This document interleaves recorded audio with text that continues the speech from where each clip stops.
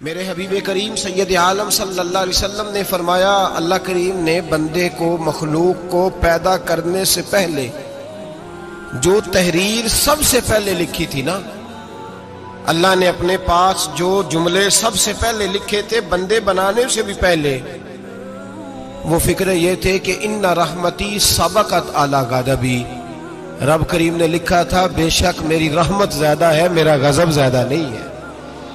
اس نے لکھا تھا کہ میری رحمت ہمیشہ میرے غضب پر غالب رہے گی، غلبہ رحمت کا ہے۔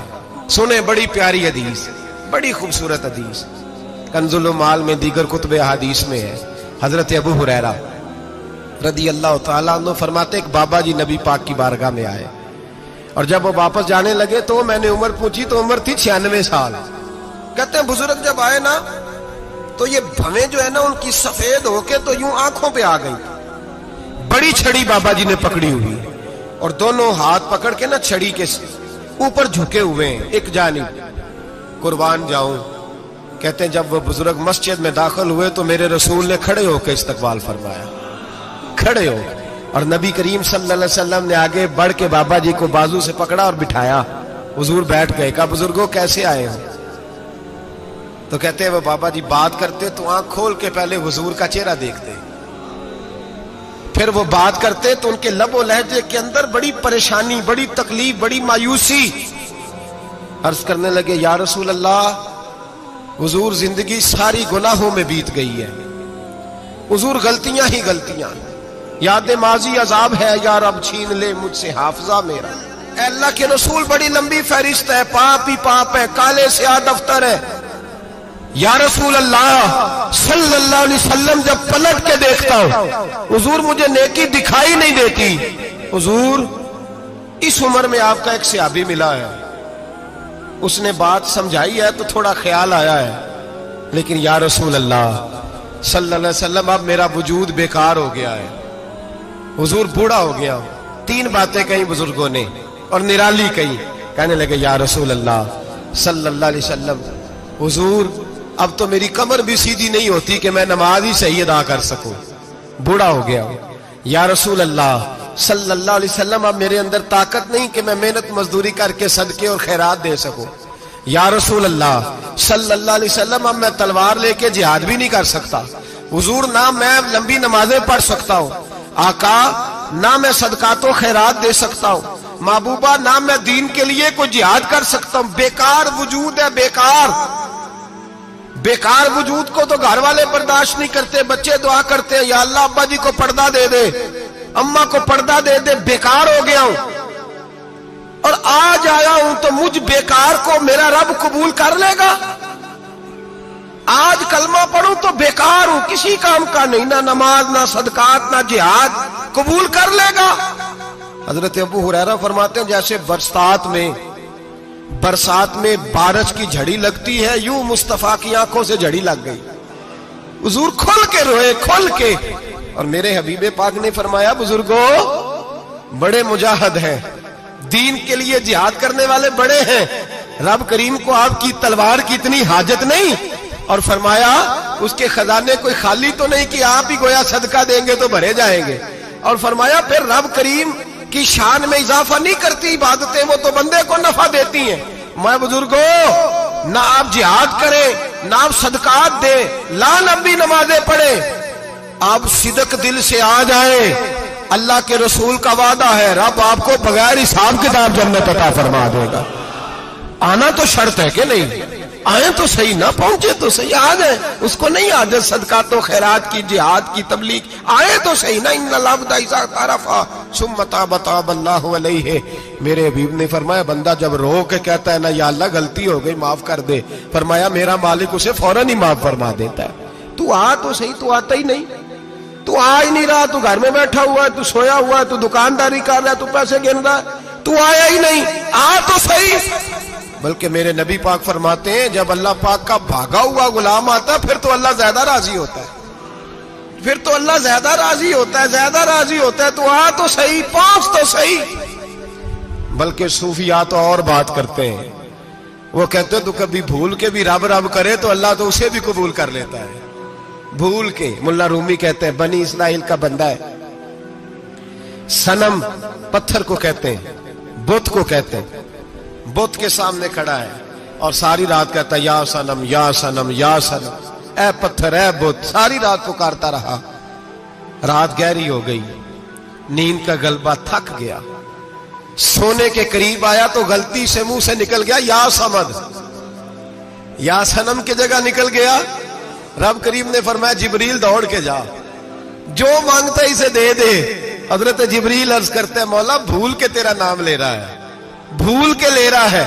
तो रब करीम ने फरमाया चल नाम तो मेरा ही ले रहा है ना, मेरा ले रहा है ना, या अल्लाह। वो अल्लाह करीम ने फरमाया झूठे के सामने सारी रात का खड़ा है, सारी रात का पुकार रहा है, उसे कुछ नहीं मिला तो सच्चे का नाम लिया है। अगर मैं भी कुछ ना दूं और बुत में और मुझ में फर्क क्या रह जाएगा? जा जो मांगता है झोली भर के दे, नाम तो लिया है ना। ओ भाई तू बहाना तो बनाना, ओ आ तो सही ना, तू यहां आ जा, पहुंच जा, आ जा, बस बैठ जा, उसकी बारगाह नाज में हाजिर तो हो ना। तुझे फुर्सत ही नहीं, तू यारों के लिए टाइम निकालता है, बाजारों के लिए टाइम निकालता है, गलियों के लिए टाइम निकालता है, चौकों चौराहों के लिए टाइम निकालता है, हफ्ते में एक दिन होटलिंग के लिए भी जाता है, लेकिन कभी छुप के दो नफलों की तुझे तौफीक नहीं होती। और मैं कई दफा कह चुका हूं, जिस बंदे को बगैर इबादत के रिज़्क ज्यादा मिलने लग जाए उस पर आजमाइश होती है रब करीम की। अल्लाह फरमाते हैं इसको पैसे दो, इसे आने ना देना, इसको को चल पैसे दौड़ जा। लोग समझते हैं मैं बड़ा से ज़हीन हूं, अक्लमंद हूं, देखो मैं अपनी होशियारी से चालाकी से आगे निकल गया। तो आजमाइश है, ये तो आजमाइश है रब करीम की तरफ से, ये तो उसकी खुफिया तदबीर है। मेरे भाई उसकी बारगाह नाज तक जो आ गया, आना तो हमारी जिम्मेदारी है कि नहीं? फिर उसकी रहमत आगे बढ़ के इस्तकबाल कर लेती है, फिर अल्लाह का फजल उसको थाम लेता है उस बंदे को। और खुदा की रहमत कितनी ज्यादा है, मेरे हबीब करीम सैयद आलम सल्लल्लाहु अलैहि वसल्लम ने फरमाया अल्लाह ने अपनी रहमत के 100 हिस्से किए। हुजूर फरमाते हैं एक हिस्सा अल्लाह ने दुनिया में नाज़िल किया है। कितना? एक हिस्सा। फरमाया ये जो माँ बेटे से प्यार करती है, बाप बेटे के लिए मजदूरी करता है, जो बहन भाई के लिए रोती है, ये जो बीवी शौहर के लिए दुआ मांगती है, ये जो बच्चे माँ बाप से प्यार करते हैं, फरमाया ये उस एक रहमत का नतीजा है, एक रहमत का नतीजा। तो सहाबा कहने लगे या रसूलल्लाह वो 99 किधर है? नबी पाक ने फरमाया रब करीम ने संभाली हुई है, कयामत के दिन तुम्हें अता फरमाएगा। अभी तो एक नाज़िल की है, अभी अल्लाह ने। हजरत यूसुफ अलैहिस्सलाम के जमाने में कहत हो गया, तो जनाब यूसुफ अलैहिस्सलाम ने, क्योंकि आप अल्लाह के नबी थे पहले से जान गए कहत होगा, तो हजरत यूसुफ ने गंदम पहले स्टॉक कर ली थी बहुत ज्यादा। बाकी इलाकों में जब कहत पड़ा ना, अब सब लोगों ने मिस्र की तरफ रुझान किया गंदम लेने के लिए। तो हजरत यूसुफ अलैहिस्सलाम ने ना शहर के दरवाजे पर बंदे खड़े कर दिए। फरमाया जो बंदा आए ना उससे 2 सवाल पूछना, जो आएंगे लोग गंदम खरीदने, जो आए 2 सवाल पूछना। एक पूछना कहां से आया है और एक पूछना लेके क्या आया है। एक पूछना, समझ आ रही है बात की, और दूसरा पूछना कि लेके सोना लेके आया है, चांदी गंदम खरीदनी है तो क्या चीज लेके आया है, कि नगद पैसे लाया है, ये पूछ लेना। जो आए 2 बातें पूछना, एक पूछना कहां से आया है और दूसरा पूछना क्या। एक रवायत में 3 सवाल भी हैं, लेकिन फरमाया पूछना 2 सवाल जरूर। इंतजार था ना भाइयों का, किनान से आने वालों का। फरमाने लगे सबसे 2 सवाल पूछना, जब किनान वाले आए ना उनसे सिर्फ इतना पूछ लेना कि वो कहां से आए हैं। अगर पूछे ना किनान से आए हैं तो फिर ये ना पूछना क्या लेके आए हैं, फिर मैं जेबे खुद टटोल लूंगा वो क्या लेके आए। बाकियों से 2 सवाल। जब मेरे भाई आए ना, भाई भाइयां दे वैरी हुंदे ते भाई भाइयां दियां बावां, जब मेरे भाई आए तो उनसे ये नहीं पूछना कि वो क्या, बस ये पूछना कि कहां से, इतनी बात पूछना, बाकी मैं पूछ लूंगा। आप फरमाने लगे रब भी फरिश्तों से कहता है तुम कब्र में ना मेरे बंदों से ज्यादा सवाल ना करना, बस ये पूछ लेना मुझे मानते हैं, मेरे नबी को मानते हैं। कब्र में तुम इतने सवाल पूछ लेना, बाकी लेके क्या है वो मैं खुद ही पूछ लूंगा। फरिश्तों के सामने रब करीम अपने बंदे को बेआबरू करना, बस तू ये बता दे अल्लाह रसूल को मानता है कि नहीं, बाकी जो तेरा हिसाब किताब है ना, अल्लाह फरमाते हैं मैं क़यामत में कर लूंगा, मैं पूछ लूंगा इसका क्या इलाज करना है, बस तुम इतना बता दो मुझे मानते हो, मेरे रसूल को, मेरे भाई, मेरे नबी करीम علیہ السلام فرماتے ہیں جو بندہ توبہ کرنے والا تھا، اللہ کی بارگاہ میں آنے والا تھا، بار بار توبہ کرتا تھا، احساس رہتا تھا، اسے احساس تھا، آیا کرتا تھا، پھر بھی غلطیاں ہو گئی، قیامت کے دن رب کریم اپنے فضل کی چادر اس پہ ڈالے گا، فضل کی چادر ڈالے گا، اور رب کریم اس سے پوچھے گا یہ گناہ کیا تھا؟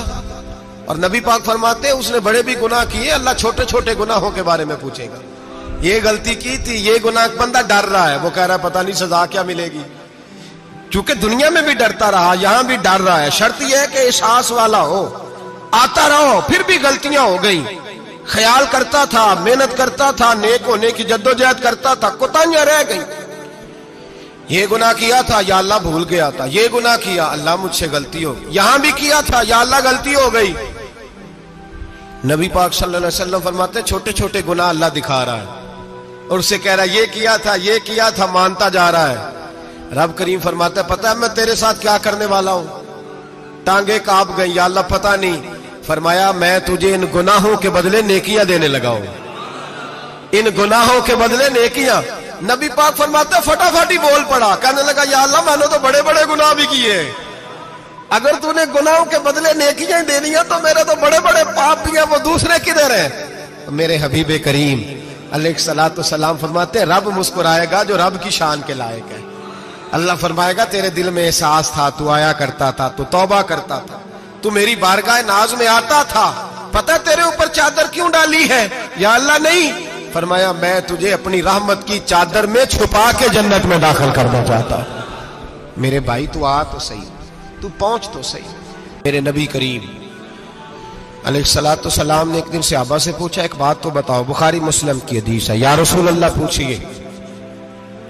نبی پاک صلی اللہ علیہ وسلم نے فرمایا اگر کوئی آدمی صحرا میں سفر کر رہا ہو، بہت بڑا صحرا ہو، اونٹ پر اس کا سفر ہو اور اس نے اونٹ پر کھانے پینے کا سامان باندھا ہو، پیسے بھی رکھے ہو، پانی بھی رکھا ہو، تھک گیا سفر کرتا کرتا، درخت کی ایک ٹہنی کے ساتھ اونٹ کی نکیل باندھی اور درخت کے نیچے لیٹ کے آرام کرنے کے لیے، اللہ کے حبیب فرماتے ہیں اچانک اس کی آنکھ لگ گئی، جب جاگا تو اس نے دیکھا کہ اونٹ تو غائب ہو گیا ہے، اب نہ کھانا ہے، نہ پانی ہے، نہ پیسے ہیں، اور صحرا بڑا لمبا ہے، پیدل سفر بھی نہیں کر سکتا، تھوڑا سا ڈھونڈا، پھر موت کا انتظار کرنے لگا، سوچنے لگا اب موت آئے گی، اب مر جاؤں گا۔ اللہ کے محبوب فرماتے ہیں تھوڑی دیر گزری، جب بالکل مایوس ہو گیا تھا تو اچانک نظر پڑی تو اونٹ اس کا سامنے کھڑا تھا، نبی پاک سے صحابہ سے پوچھتے ہیں بتاؤ، اس کی کل کائنات اجڑ گئی تھی، راز ضائع ہو گئی تھی، ہر شے لٹ گئی تھی، دوبارہ اسے مل گئی ہے، بتاؤ اسے کتنی خوشی ہوگی؟